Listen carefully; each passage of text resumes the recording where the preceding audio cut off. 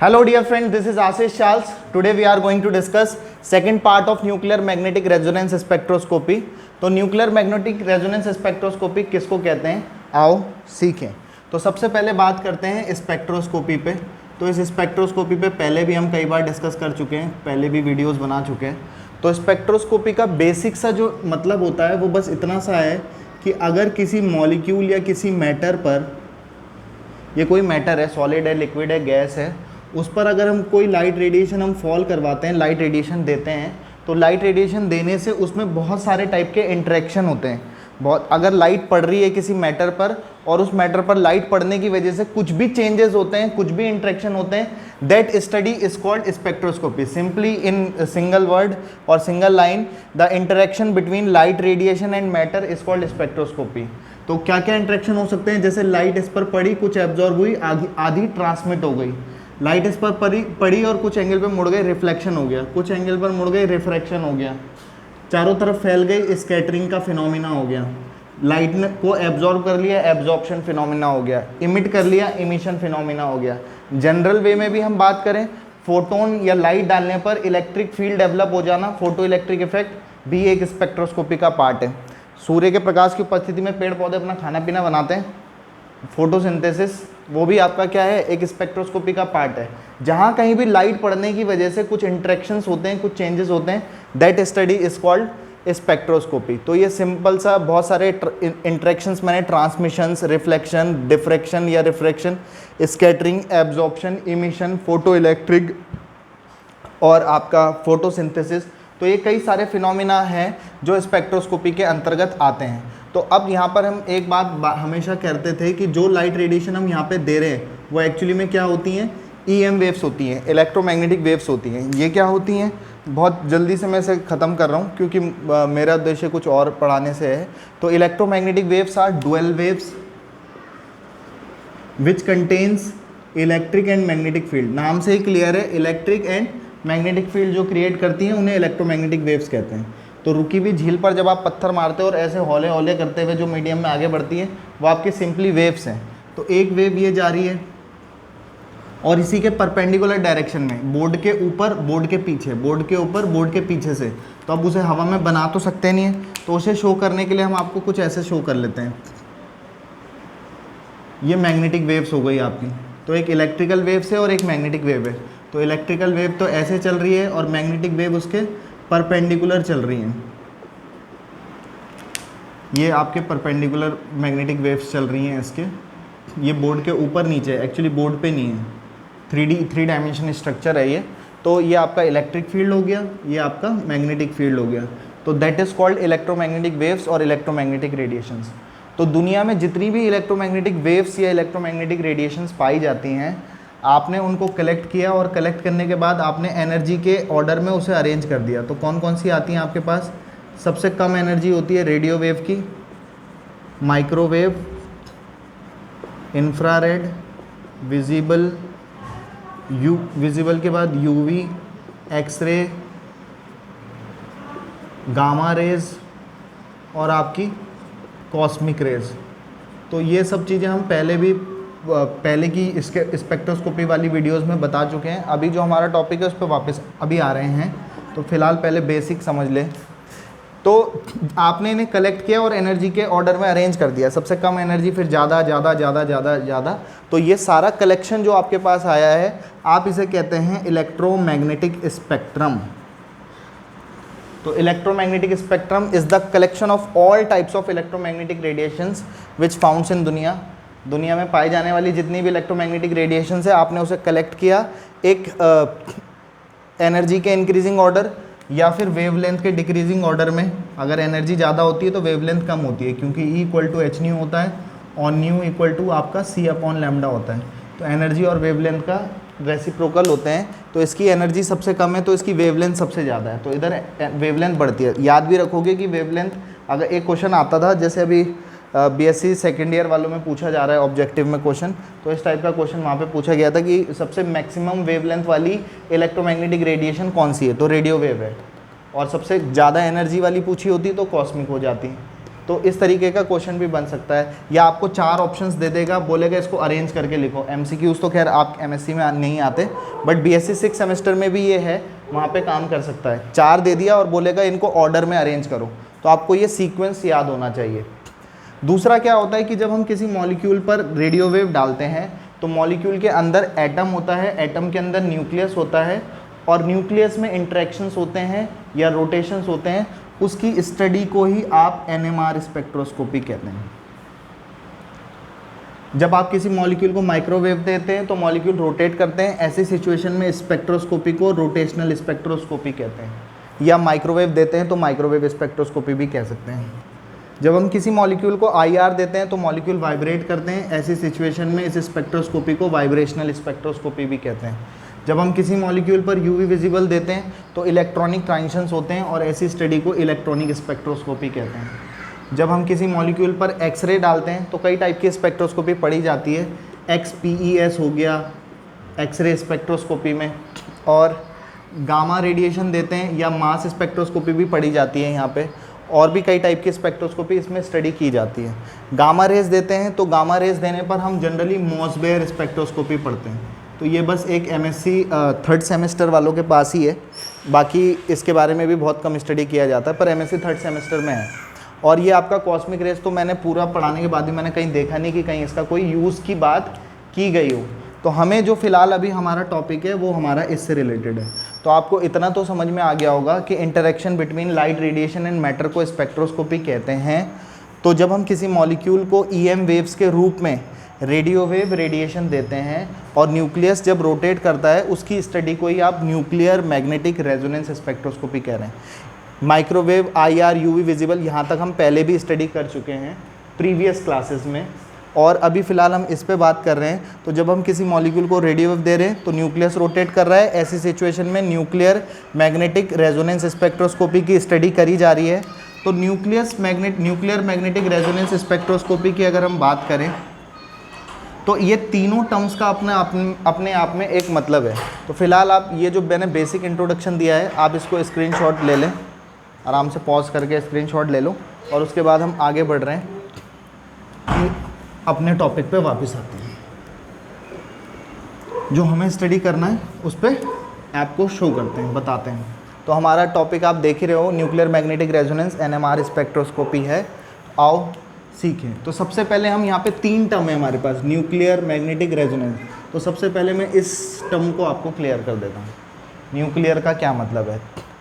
केवल देखो, जब हम UV मतलब IR पढ़ते थे या माइक्रोवेव पढ़ते थे तो हम ये कहते थे कि केवल वही मॉलिक्यूल माइक्रोवेव स्पेक्ट्रोस्कोपी या IR स्पेक्ट्रोस्कोपी को शो करते हैं जिनका डाइपोल मोमेंट 0 नहीं आता है। ये कंडीशन हुआ करती थी IR और माइक्रोवेव के लिए।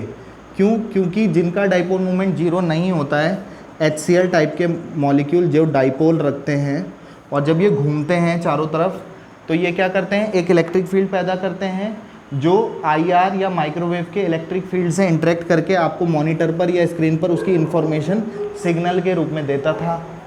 ये तो थी उसकी कंडीशन। लेकिन यहाँ जो कंडीशन है NMR स्पेक्ट्रोस्कोपी शो होने की, वो कंडीशन ये है कि जिनका न्यूक्लियर क्वांटम नंबर की वैल्यू 0 नहीं होती है वो NMR स्पेक्ट्रोस्कोपी को शो करते हैं। यही सबसे इम्पॉर्टेंट बात है। और जिनके लिए I की वैल्यू 0 होती है वो NMR स्पेक्ट्रोस्कोपी को शो नहीं करते हैं। तो ये I क्या चीज़ है? ये न्यूक्लियर क्वांटम नंबर है।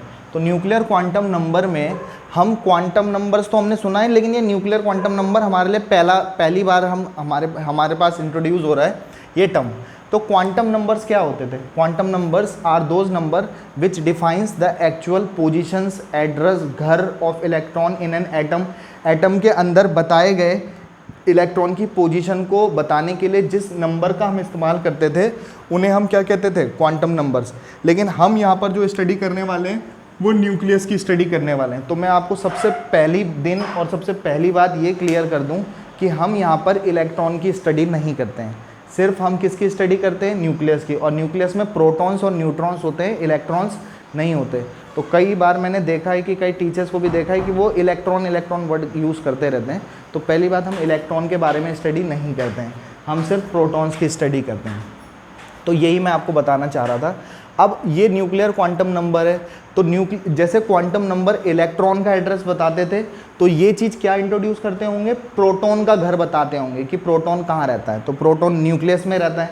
अब जैसे हम कभी इलेक्ट्रॉन को भरते हैं, तो हम इलेक्ट्रॉन को फिल करने के लिए कैसे भरते हैं, पहले यहाँ 2 8 18 32 अकॉर्डिंग टू बोर, या फिर 2n² मतलब 1 पहले ऑर्बिट में 1 रखाओगे तो 2 फिर 8 फिर 18 32, इस तरीके से आप इलेक्ट्रॉन्स की फिलिंग करते थे अकॉर्डिंग टू बोर।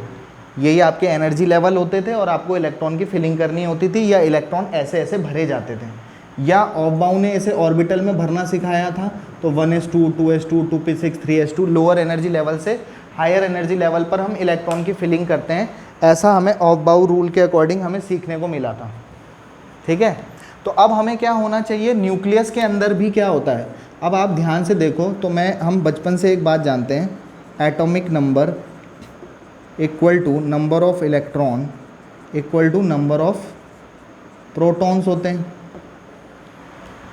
तो जितने इलेक्ट्रॉन हैं, तो ये ऐसा नहीं है कि ये हम न्यूक्लियस दिखाते समय तो हम ऐसे ही दिखाते हैं। अगर हमें इलेक्ट्रॉन भरने होते तो हम यहाँ 2 फिर 8 फिर 1 भर देते। अगर सोडियम का कर रहे हैं सपोज, तो 11 एटमिक नंबर है, तो नंबर ऑफ इलेक्ट्रॉन भी 11 है, प्रोटॉन भी कितने हैं, 11 है, और atomic number of electron proton भी 11 है। तो इसका मतलब न्यूक्लियस में पॉजिटिव चार्ज भी कितने होने वाले हैं, 11 ही होने वाले होंगे। हमने कभी ऐसे कभी नहीं बनाया कि 11 बार लिखा हो, हम बस इतना करके छोड़ देते हैं, क्योंकि हमने कभी न्यूक्लियस की स्टडी करी ही नहीं। जितना भी हम पढ़ के आए हैं आज तक, एक जगह पे कहीं हम अल्फा बीटा गामा की बात करते थे, रेस की बात करते थे, रेडियो एक्टिव एलिमेंट्स के बारे में बात करते थे क्लास 11 12 में, लेकिन उसके बारे में भी हमने कभी डिटेलिंग में कभी गए नहीं, और हमें जाना भी नहीं है, हमें वो काम करना भी नहीं है। तो हमारा बस उद्देश्य ये है कि अगर हम इसकी कैलकुलेशन करने लगें, तो according to physics concepts 2-3 page की कैलकुलेशन होगी और एक छोटी सी वैल्यू निकल के आएगी, या तो 0 या 0 नहीं आएगी। तो हमें उतना बड़ा 2-3 पन्ने का काम नहीं करना, वो हमारे लिए यूज़लेस है, तो हम उस पर जाएंगे भी नहीं। तो हम सीधे सीधे क्या करेंगे, हम याद रख लेंगे, हमारे पास कुछ न्यूक्लियस होते हैं, सिलेबस के अकॉर्डिंग हम बात करें तो हमारे पास कुछ ही न्यूक्लियस के बारे में हमें पढ़ना होता है, और हम उनकी आई की वैल्यू को सीधे सीधे याद रख लेंगे कि इसकी आई की वैल्यू ये होती है और इसके लिए ये होती है। तो अब आपके पास मैं आपको यहाँ पर मैंने कुछ लिखा है, यहाँ पर हमने एलिमेंट लिखे हैं या न्यूक्लियस लिखे हैं, एलिमेंट और न्यूक्लियस। जैसे आपका H1 मतलब 1 मतलब एटमिक मास 1 वाला, C13 F19 P31, इनके लिए आई की वैल्यू कितनी होती है, हाफ होती है, तो सीधे याद रख सकते हैं। बोरोन 11 Cl35 ब्रोमीन 79 आयोडीन 127, इनके लिए आई की वैल्यू होती है 3/2। तो आप देख पा रहे होंगे कि 0 तो नहीं है, तो 0 नहीं है, तो ये NMR तो स्पेक्ट्रोस्कोपी तो शो करेंगे, NMR एक्टिव होंगे, NMR के सिग्नल देंगे। अगर हम ड्यूटेरियम या N14 की बात करें तो इसके लिए आई की वैल्यू 1 होती है, और अगर ऑक्सन 17 वाले की बात करें तो इसका आई की वैल्यू 5/2 होता है। तो हम इतना तो याद रख सकते हैं किसके आई की वैल्यू कितनी है। तो जब हमें आई की वैल्यू का ज्ञान हो जाएगा तो हमें पता चल जाएगा कौन NMR स्पेक्ट्रोस्कोपी शो करेगा और कौन शो नहीं करेगा। तो इस आई की वैल्यू के आधार पर और कुछ चीज़ों के बेसिस पर मैं आपके जो न्यूक्लियस होते हैं उसको कैटेगराइज कर रहा हूँ। किसी एटम के अंदर जो न्यूक्लियस प्रेजेंट होता है हम उसे कैटेगराइज कर रहे हैं। तो यहाँ पे सबसे पहले तो हम बात करते हैं, एक होते हैं आपके पास मैग्नेटिक न्यूक्लियाई और एक होते हैं आपके नॉन मैग्नेटिक न्यूक्लियाई। एक होते हैं मैग्नेटिक न्यूक्लियाई और एक होते हैं आपके पास non magnetic nuclei. Magnetic nuclei वो होंगे जो मैग्नेटिज्म क्रिएट करेंगे और इंटरेक्शंस वगैरह शो करेंगे, दैट मीन्स जिनके लिए आई की वैल्यू 0 नहीं होती है। और एक नॉन मैग्नेटिक न्यूक्लियाई जो होते हैं वो ये होते हैं जो आपके पास जिनके लिए आई की वैल्यू 0 आती है, मतलब जो NMR स्पेक्ट्रोस्कोपी को शो नहीं करते हैं और जो NMR को शो करते हैं वो आपके मैग्नेटिक न्यूक्लियाई कहलाते हैं। अब मैंने आपको मैग्नेटिक न्यूक्लियाई कौन कौन है, तो क्योंकि इनके लिए आई की वैल्यू 0 नहीं है, इनके लिए देख पा रहे होंगे, ये देखो इतना भी फ़र्क पड़ता है। देखो यहाँ पे H1 है, ये H2 है, तो आइसोटोप्स में भी ये वाला एक्टिव है, ये वाला भी एक्टिव है, दोनों ही एक्टिव हैं। लेकिन अगर मैं कुछ और एग्जांपल भी आपको बताऊंगा, कुछ एक्टिव और कुछ इनएक्टिव भी बन सकते हैं। फिलहाल ये आपका जो नॉन मैग्नेटिक न्यूक्लियाई है जो NMR स्पेक्ट्रोस्कोपी को शो नहीं करता है, उसे याद रखने के लिए आप सिंपली ऐसे याद रख सकते हो। देखो बेरिलियम का एटॉमिक नंबर 4 होता है, एटॉमिक मास 8, ऑलमोस्ट दुगने होते हैं जनरली। हीलियम है, हीलियम का एटॉमिक मास 4 हो गया। आपके पास कार्बन 12 हो गया, ऑक्सीजन 16 हो गया, है ना।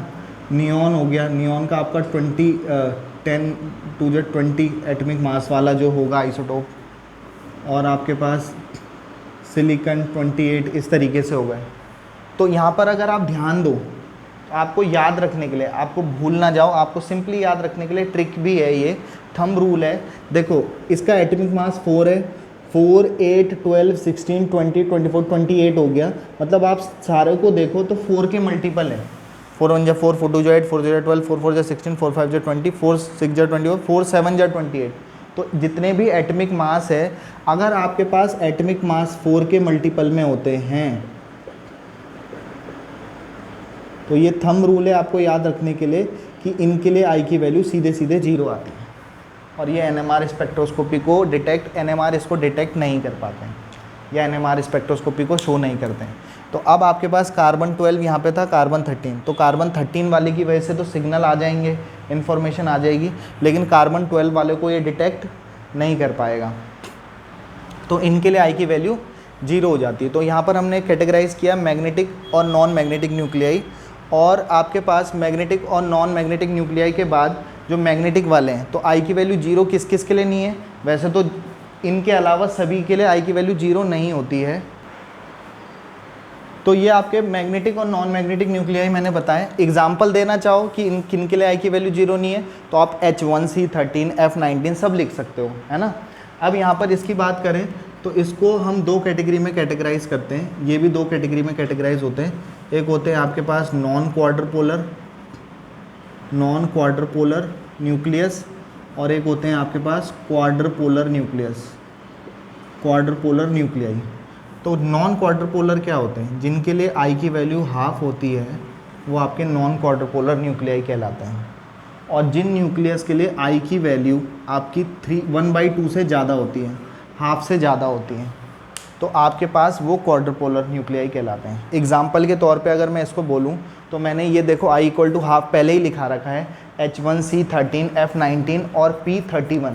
तो H1 लिखना क्या है, वो लिखा ही आपके पास एग्जाम्पल, H1C13, F19 और P31 वाले I = हाफ होते हैं, वो नॉन क्वाड्रपोलर होते हैं। और अगर आप इनकी वैल्यूज़ को देखो तो ये 1 से तो हाफ से तो बड़ी हैं, ये हाफ से बड़ी है 1.5 है, ये 1 है, और ये वाला देखें तो ये 2.5 है। तो जिनके लिए आई की वैल्यू हाफ से बड़ी होती है वो आपके क्वाड्रपोलर न्यूक्लियाई कहलाते हैं। दोनों ही क्वाड्रपोलर न्यूक्लियाई हैं, मतलब दोनों ही आपके पास एनएमआर एक्टिव न्यूक्लियस हैं, लेकिन ये क्वाड्रपोलर कहलाते हैं और ये नॉन क्वाड्रपोलर कहलाते हैं। इन क्वाड्रपोलर न्यूक्लियाई के लिए जब हम इनका सिग्नल ही बनाते हैं तो इनके शार्प सिग्नल आते हैं, पतले से बड़े प्यारे से अच्छे से सिग्नल आते हैं, और इनके जो सिग्नल्स बनाते हैं तो इनके सिग्नल ब्रॉड सिग्नल्स आते हैं। ऑल्दो हमें इसको स्टडी करना भी नहीं है, सिलेबस के अकॉर्डिंग हमें इनके बारे में बात करनी नहीं है। शार्प और ब्रॉड को मैं आपको क्लियर करूं तो शार्प सिग्नल का मतलब कुछ आपका कुछ इस तरीके से आते हैं, ऐसे पतले पतले से। ब्रॉड सिग्नल का मतलब कुछ ऐसे सिग्नल आना होता है। अब इस नॉन क्वाड्रपोलर न्यूक्लियस को भी हमने 2 कैटेगरी में कैटेगराइज किया है। तो नॉन क्वाड्रपोलर को हम 2 कैटेगरी में कैटेगराइज करते हैं, एक को कहते हैं कंसंट्रेटेड न्यूक्लियाई और एक होते हैं आपके डाइल्यूटेड न्यूक्लियाई। तो डाइल्यूट न्यूक्लियाई या डाइल्यूटेड न्यूक्लियाई, तो कंसंट्रेटेड न्यूक्लियाई वो होते हैं जिनकी नेचुरल अबंडेंस, प्रकृति में जो पाए जाने की जो टेंडेंसी है, अगर वो नेचुरल अबंडेंस 100% होती है तो वो आपके कंसंट्रेटेड न्यूक्लियस कहलाते हैं। वो आपके क्या कहलाते हैं, कंसंट्रेटेड न्यूक्लियाई कहलाते हैं। और जिनकी नेचुरल अबंडेंस बहुत कम होती है, वो आपके बहुत ही कम होती है, वो आपके क्या कहलाते हैं, डाइल्यूटेड न्यूक्लियाई कहलाते हैं। जैसे हम यहाँ पर बात करें तो H1, ये आपका H1 हो गया, F19 वाला हो गया, ये वाले जो हैं इनकी नेचुरल अबंडेंस ऑलमोस्ट 100% है और इनको कंसंट्रेटेड कहते हैं। कंसंट्रेटेड और डाइल्यूट का मतलब सॉल्यूशन से नहीं है, कंसंट्रेटेड का मतलब ये है कि दुनिया में उसकी पाई जाने की जो ताकत क्षमता है वो ज़्यादा है, ज़्यादा मात्रा में ये दुनिया में एग्जिस्ट करते हैं। अब डाइल्यूटेड न्यूक्लियाई की बात करें तो ये प्रकृति में इनकी नेचुरल अबंडेंस बहुत कम होती है। तो जैसे इसमें एग्जांपल है C13 और N14, नाइट्रोजन N14 वाला जो है आपके पास, इनकी नेचुरल अबंडेंस बहुत कम होती है, 0.37% ये पाया जाता है, और इसकी नेचुरल अबंडेंस जो होती है 1.1% होती है। 1.1% का क्या मतलब है कि अगर 100 मॉलिक्यूल मैं लेता हूँ तो 100 मॉलिक्यूल में से केवल यही हैं जो 1.1 मॉलिक्यूल ही ऐसे हैं जो C13 के रूप में, बाकी आपके पास 100 में से 98.9% जो हैं वो C12 में है। अगर मैं इसे 1000 से कंपेयर करूं तो 11 मॉलिक्यूल ही ऐसे हैं, 11 न्यूक्लियस ऐसे हैं जो C13 के रूप में हैं, और 1000 में से C12 वाले जो हैं वो कितने हैं आपके 989, और आपके पास 11 कितने हैं जो C13 के रूप में, ये मतलब है।